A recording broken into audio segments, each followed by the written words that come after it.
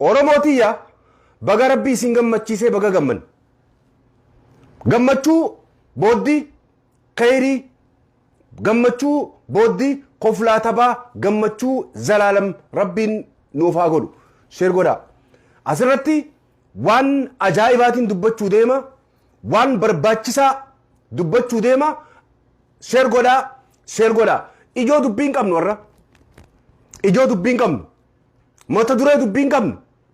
Laallee garraa jechuu mata dureen dubbii teenyaa gootawwan keenya hidhaa ba'uudha. Mata dureen dubbii teenyaa waan nuti qabsoo gooneef firiisii tan duraa harkachuudha. Tan lamadaa bilisummaadha. Tun tan duraati. Sheer godhi. Ilmaan Oromoo kanneen addunyaa mara keessa jirtan, kanneen hiriyaa hin qabne, kanneen gootummaadhaan hiriyaa hin qabne, kanneen hojii keessan dhiiftanii qabsoo godhaa turtan baga rabbii isin gammachiise. Warreen irra baga rabbii isin gammachiise juun warreen halkanii guyyaa North America, Awurooppaa, Awustiraaliyaa obboleeyyan kiyya kanneen qabsoo gootanii hooggantoota keessanii fi qabsoo gaaraatii fi qabsoo biyya keessaa deeggartan arraan tana qoma dhawattanii alhamdulillah jechuun arra isiniin tolti. Baga rabbii isin gammachiise. Sheer godhaa waliif sheer godhaa. Wanni inni asirratti dubbachuu barbaadu gammachuu hidhamtoota keenya, gammachuu gootawwan keenya hidhaa ba'uutii fi asirratti seeftii isaaniitiif waan Oromoon godhuu qabdu maal godhuu qabnaadha. Akkuma qabsoo halkanii guyyaa qabsoo godhuudhaaf halkanii guyyaa hiraarutti sossogoonutti nuti warreen qabsoo tanarratti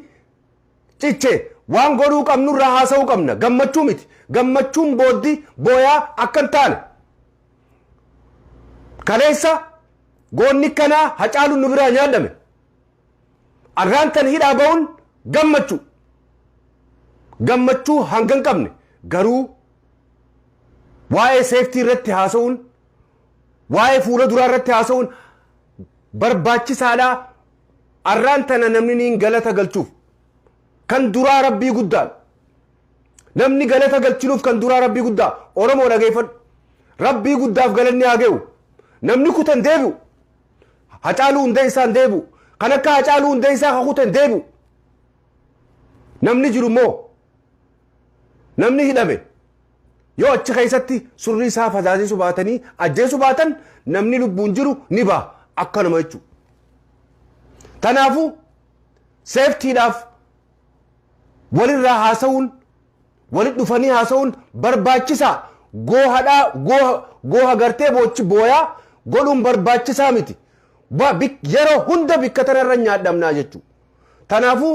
arra kaniin rabbii gaditti galata galchuu qabuuf qabsaa'ota addunyaa tana mara keessa jirtan warreen qabsoo Oromoodhaa garlachuu tuunuu qabsoo godhaa turtan warreen ammallee itti jirtan galatoomaa rabbii gaditti galanni isiniif haa ga'u. Rabbii gaditti warreen qabsoo Oromoodhaa bicaacirreen godhin garaaf hin bitamin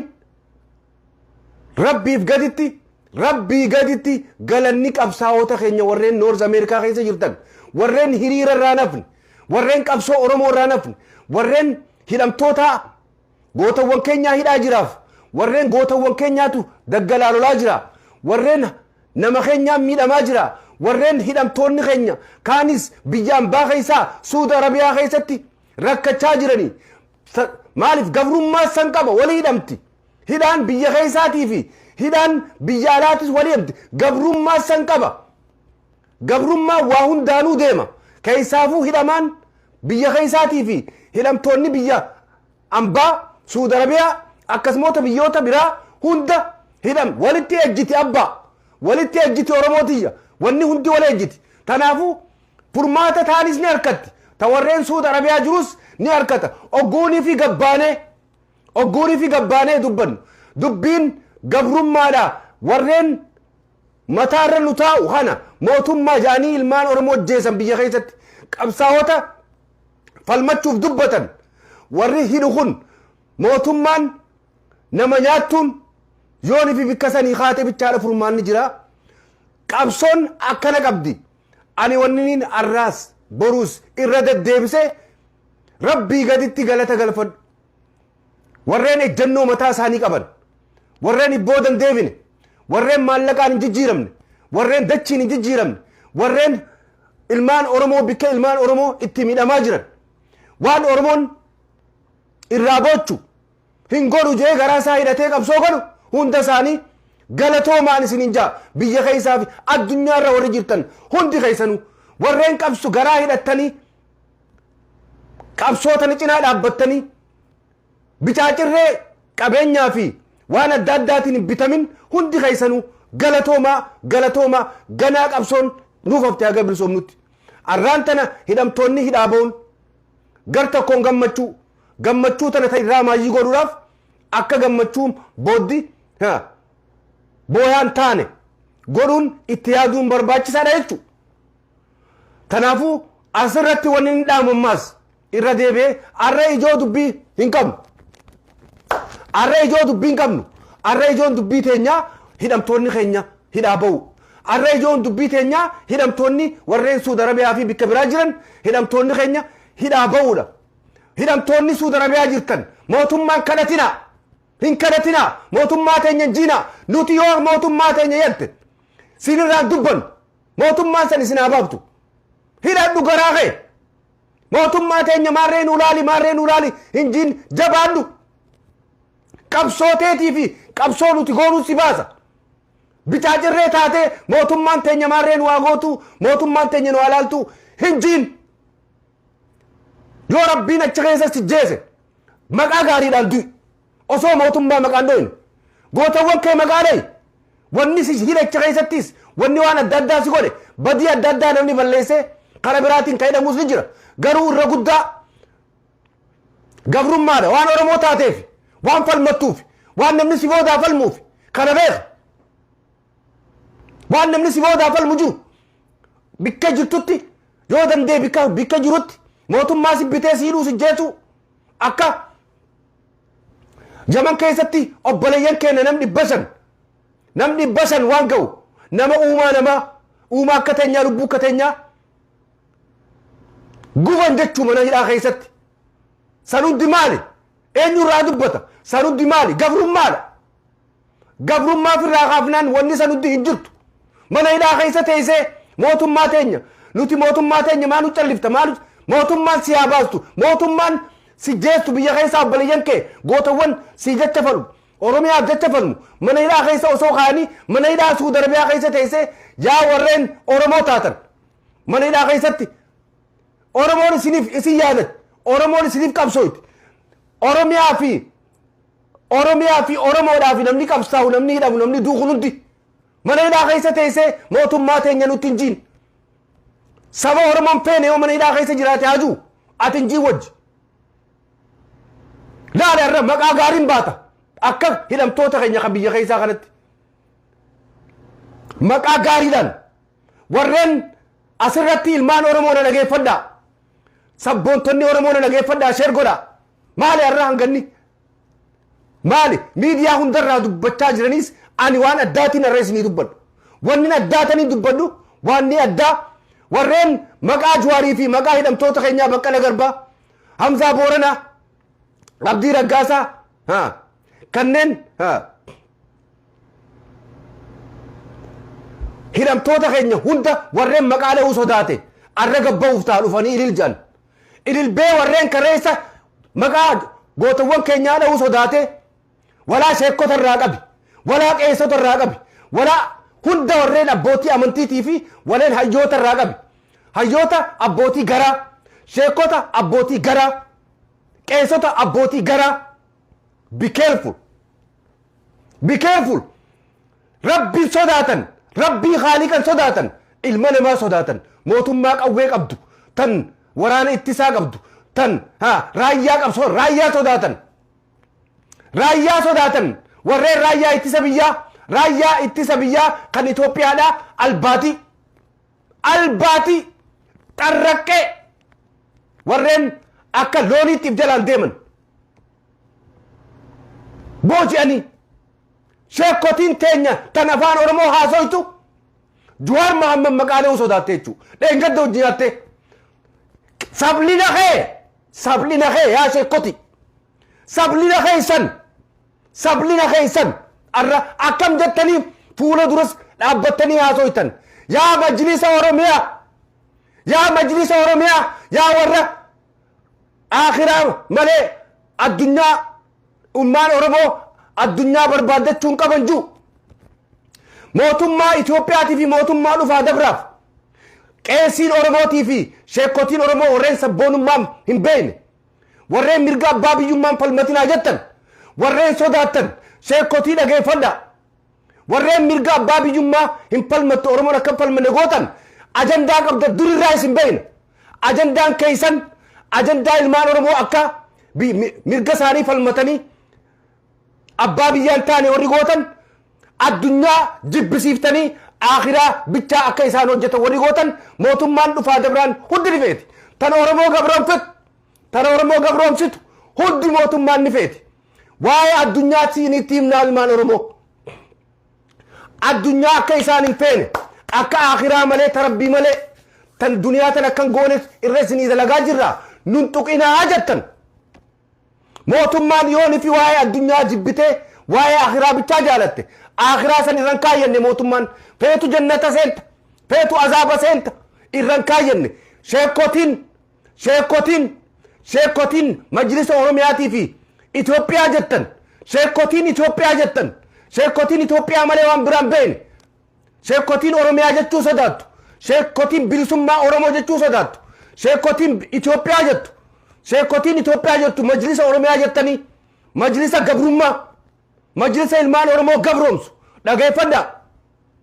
dhageeffadha wanni isin gootan haalli keessan dhugaadha waa'ee akhiraa dubbachuun barbaachisaadha waa'ee akhiraa dubbachuun barbaachisaa dhuga namni akhiraa fi jannata seenuun feene jiru garuu addunyaa irratti sassabamuun feenu isin addunyaan feetan waan oromoon ta'iniif waan oromoo afaan oromoo bichaa haasoytaniif ka oromoo ta'oo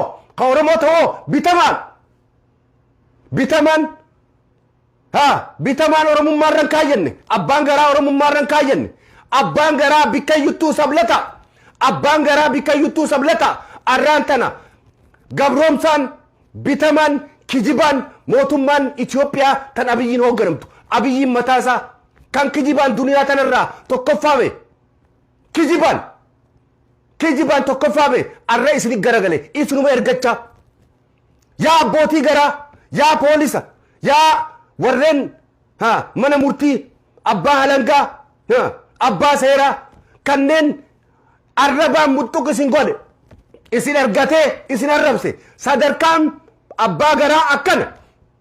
yeroo hunda abbaan garaa maayyiinsaa arrabaa fi addu'a akka malee maqaa akka maleeti yaa gootawwan kaleessa gootawwan turtan yaa sabloota yaa qaani yaa warra qaanewe yaa warra Jawaar Mahammadii fi gootawwan keenya kan bilisummaaf jecha oromoon abbaa biyyaa ta'uu qabdi kaayoo abaaboo teenyaa haganan sharafu warra je'eef hidhameef arra isin sable mee akkam jettanii dubbattan oromoo sheekotiin firraa eegaa salaam aleikum laalamma warreen Jawaar Mahammadii fi hidhamtoota bira guutu warreen kami warreen abbootii garaati sheekotiinis warra dheengadda maqaa isaa sodaate itti dhufuu ta'an akkami salaam jaananii anigaa ni rakkadha namaan gaafa rakkoo dhaqee maqaa isaa dha'ee hin qabsooyneef gaafa inni bal'ina ba'e dhufee salaam aleikum jechuu ni sodaadha akka nama tokkootti akka nama dhugaatti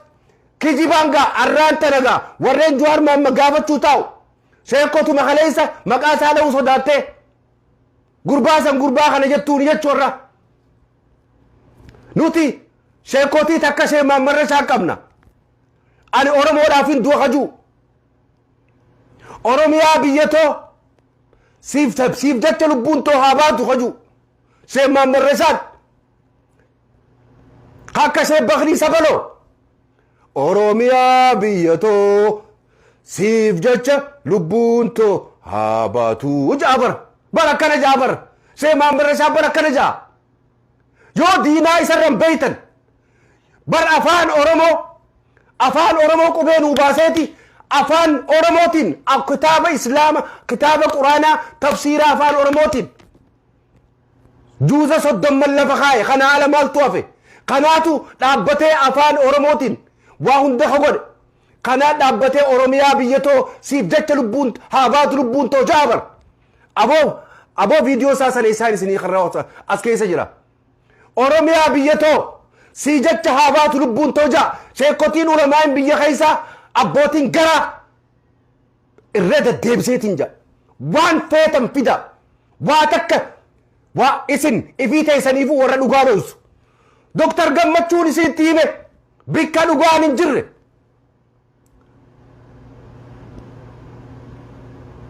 bikka haayin hin jirre dhugaan hin jirtu bikka dhugaan hin jirre nagayin hin jiru Dr. Gammachuun irra deddeebiseeti isin hime afaan beekun dhaabbatee osoo sodaatin biyya keessatti Dr. Gammachuun isinitti hime sheekhan jenne qeesin jenne hayyootan jenne isinitti hime bikka dhugaa dubbadhaa bikka dhugaan hin jirre yeroo hunda nagayin hin jiruu jee arraamiti deddeebisee sheekotiin dhugaan dubbanne nagaya barbaaddi ilmaan oromoo diina jala qabde sheekotiin dhugaan dubbanne sheekotiin dhugaan dubbanne sheekotiin rabbi sodaanne nama sodaattu abiyyi sodaattu raayyaa ittisa biyyaa sodaattu qeesotiin akkasumatti ani waniin irra deddeebisee sheekotii dhuguuf waan islaama ta'eef islaama waan hin ta'eef waan hin islaama ta'eef islaama dayyuusa islaama nama gabroomsu islaama nama jala qabu dura dha'uun qaba isaan dha'uu qaba obboleeyyan kiyya kan kiristaanaatis itti deebiseetin itti hima akkas rabbi sodaanna jechaa soddomman quraanaa amantii dhugaa malee amantii kijiban beeyne harkaa qabaachaa amantii islaamaa tan waan rabbii gaditti waa takka rabbi malee ilmi namaa waa takka naman godhu jettu san harka qabaachaati Juwar Mahammad maqaa dha'uu sodaatta abiyyii fi raayyaa ittisa biyyaa sodaatte maal naa himta ati hadiisa maal naa himta ani sin jaju dhageeffadhaa yaa hawaasa oromoo kan addunyaa mara keessa jirtan nama saba abbaa fedhee utaanan nama haqan dubbanne nama dhugaan dubbanne nama garaadhaa fi bu'aa isaatiif jecha deddeemu hadiisa isaan dhageeffatinaa aboo Sheekh Mahammad Rashaa quraana isaa yoo dhageeffatte maal taata bar biyya keessa ta'anii bar ummata oromoo sheekotiin bar biyya keessa teessee bar ati Itoophiyaadhaami ani Itoophiyaa bar jalaa ja'a bar hagan takka ummanni keenya nama akkanaa bilisoomsuudhaaf hidhama nama akkanaa bilisoomsuudhaaf namni keenya hidhamee itti du'a ati eenyu mootummaan teenyaami mootummaa tana hin xuynuumi hin xuynu jalaa ja'a amantiin islaamaa mootummaa tuqaa jetti tuqaan jettu jalaa ja'a si isini yaa ummata oromoodha katattaa'ee sheekotii akkasiitii fi qeessatii akka jettu dhageeffatu abbootii gadaa tan Juwar Mahammadin murteessitu ta hidhamtoota keenya murteessitu hattu abbootiin gadaa tan dhumtu tan dura dhaabbattee yaatee dhumtu harma muraa anoleetii fi calii calanqootti abbootii gadaa takkasii beeyna aboo akkam jettanii dubbattanii isin ijaarra sheekotii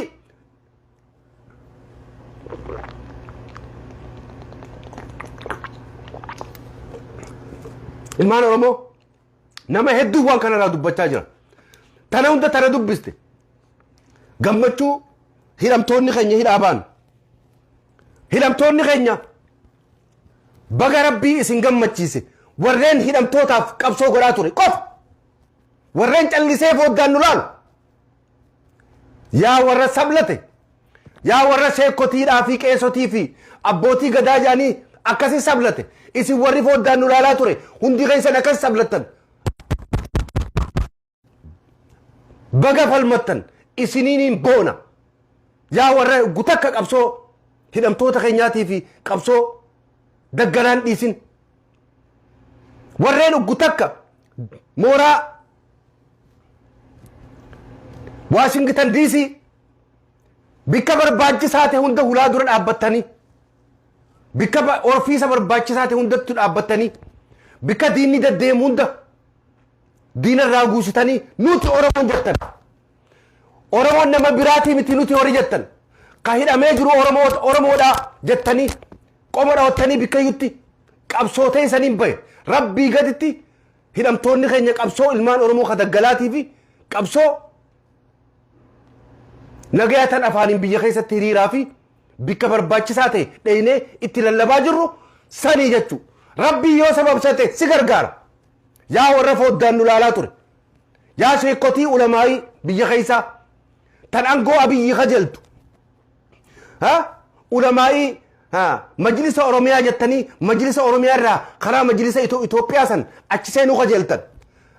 achi san jannanni keessan sani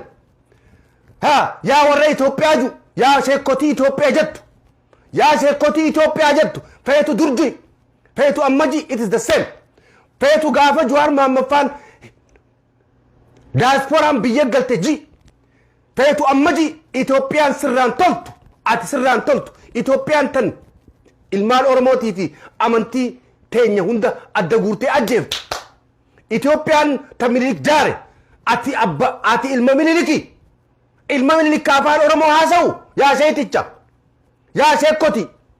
yaa qeessoti isin ilmaan Minilik afaan oromoo haasa'u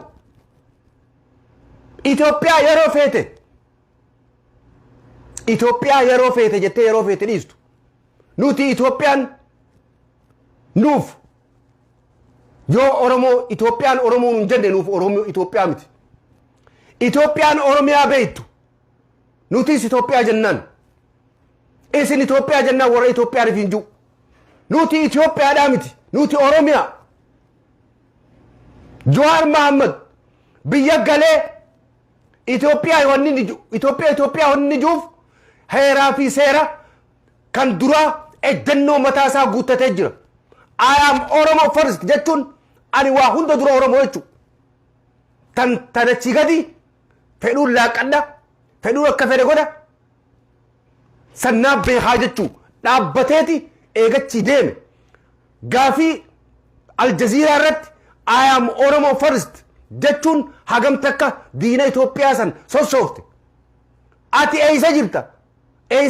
I am Oromo first jechuun ani Oromoodha ani Oromiyaan qabaa jechuudha ani Itoophiyaa miti jechuudha kanaale rafne maali wanni ati naa barbaaddu tanaala I am Oromo first jechuun ani Oromoo jechuu bichaami ani Itoophiyaadhaa miti jechuudha I am Oromo first jechuun ani Itoophiyaadhaa miti jechuudha ani Oromoodha ani Itoophiyaa miti jechuudha ani Oromoodha ani Oromiyaan qabaa jechuudha I am Oromo first jechuun deemtee Itoophiyaa jetta sheekotiin biyya keessaa majlisa oromiyaa jettee achi keessa teessee waa haasoytu ani siifi miyaa sheeticha isiniifi miti ilmaan isin dhaltaniif irrifadha ilmaan isin dhaltan dhaamsaan ilmaan isin dhaltaniif dhaama keessaafuu sheekotii harargee keessa jirtu Itoophiyaa jettu dhiisi ammoo sheekotii biraa kutaa biraa sheekotiin kutaa biraa ilmaan keessaniif dhaamsa dhaama jaarraan abbaa gadaa rabbi rahmataa godhuufi nama dubbii tanatti guudhufe abbaa isaatiif warningii kan jechuudha abbaa isaatiif dinniina kanneef geesii fi ilmaan oromoo kanarraa taa'ii jeen jechuudha Hayila Sillaasee jalaa taa'ii jeen arraan booda wanni diina ilmaan oromoo uleen qawween diina ilmaan oromoo dhoytu abbaa siis dha'uun ooltuu jeen jechuu yoo Hayila Sillaasee jalaa taa'u baatte look warreen isin dhaamu warreen abbootiin teessan sheekotiin tan kutaa harargee dhiisaa tan kutaa harargee ta biraan jiran qabee waan biraan jiran tan kutaa biraa ilmaan keessan ilmaan sheekotii kutaa biraadha warreen majlisa itti gaafatamaa majlisa oromiyaa irraa eegali